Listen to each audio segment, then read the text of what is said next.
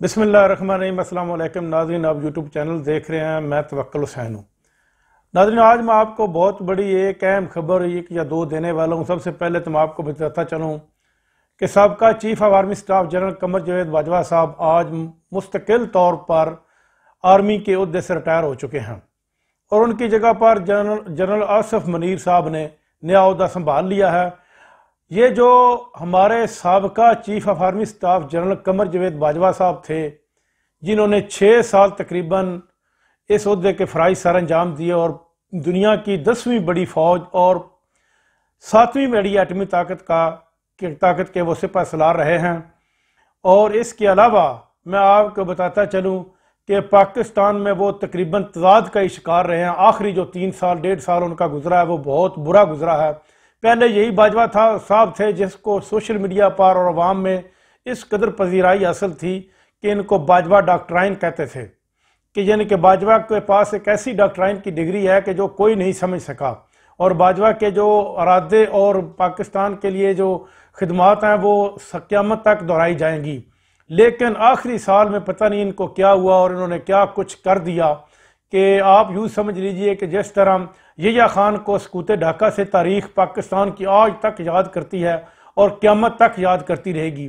और इसके अलावा ज़ियाउल हक़ को अफ़गानियों को पाकिस्तान में दाखिल करना, उनको पनाह देना और क्लशनकोफ कल्चर लेकर आने में तारीख़ ज़ियाउल हक़ को आज तक याद करती है और क़यामत तक याद करती रहेगी। और इसके बाद परवेज़ मुशर्रफ को जिस तरह उन्होंने पाकिस्तानियों को पकड़ पकड़ कर अमेरिका के हवाले किया था, अमेरिका को फ़ौजी अड्डे दिए थे और अफ़गानिस्तान और अमेरिका की जंग को वो पाकिस्तान में लेकर आए थे। और इसके अलावा उन्होंने लाल मस्जिद में बेगुनाह तलबा को शहीद करवाया था। उनको भी तारीख़ आज तक याद रखेगी और क़यामत तक वो याद रहे जाएंगे। इसी तरह बाजवा साहब ने जिस तरह करप्ट लोगों को जो रजीम चेंज ऑपरेशन किया है, ROC, ये जिस तरह की इन्होंने ये रजीम चेंज ऑपरेशन किया है, ये RCO, ये हमेशा इनका RCO याद रखा जाएगा आज तक और क़यामत तक।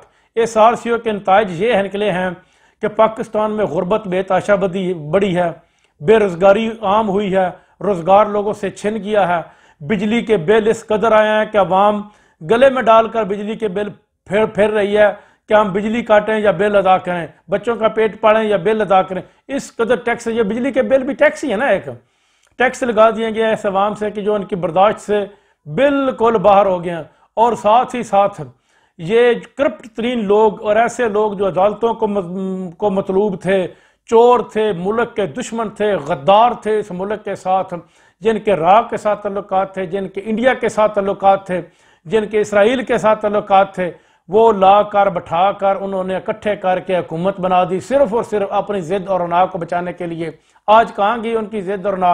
आज वो रिटायर हो चुके हैं और पिछली सारी ज़िंदगी वो अपने किए हुए अमल के ऊपर पछताते रहेंगे कि मुझसे क्या गलती हो गई इस अवाम के लिए। और अब जब अवाम में जाएंगे ना, पहले तो उनके पास कोई जा नहीं सकता था, उनकी सिक्योरिटी से अब जब अवाम में जाएगी तो उनको पता चलेगा कि अवाम की तकलीफ़ कहाँ है और क्या तकलीफ़ है। और जो उन्होंने फ़ौज और अवाम के दरमियान दूरियाँ बढ़ाई हैं, वो भी वो देखेंगे कि फ़ौज और अवाम में इस कदर दूरियाँ बढ़ चुकी हैं कि अवाम जो है वह फ़ौज से मुतनफ़र हो चुकी है। लेकिन ये हमारी फ़ौज है और ये हमारी हिफाजत की ज़मानत है, हम इसके साथ खड़े हैं। लेकिन अब नया जर्नल आ चुका है, अब देखते हैं उसकी क्या जिम्मेदारी है। वो भी पिछले किए हुए के ऊपर अमल करता है या अपनी नई पॉलिसियाँ देता है। अगर तो वो नई पॉलिसियाँ देता है और इस मुल्क को एक नए इलेक्शन की तरफ लेकर चला जाता है और इन चोरों और डाकुओं का रास्ता रोकता है और करप्ट लोगों को मुस्तकिल सजाएं दिलाता है, चाहे जौन भी हो, और ताकि फिर वो दोबारा करप्शन ना कर सकें। बाजवा साहब के इस दौर में साफ़ियों के ऊपर बहुत पर्चे कटे गए, साफ़ियों को अपनी जानों के लाले पड़ गए, सियासतदानों को नंगा किया गया, आम शहरियों को नंगा किया गया। जो भी इस करप्ट निज़ाम के ख़िलाफ़ बोलता था उसकी तफ्तीश कराई जाती थी, उसके खिलाफ FIR दर्ज की। चलो आज उनका दौर भी ख़त्म हो चुका, अल्लाह पाक उनको तंदुरुस्ती दे और पिछली ज़िंदगी आराम और सुकून से गुजारने की तौफीक अता फरमाए। अब तक के लिए इतना ही। अल्लाह हाफ़िज़।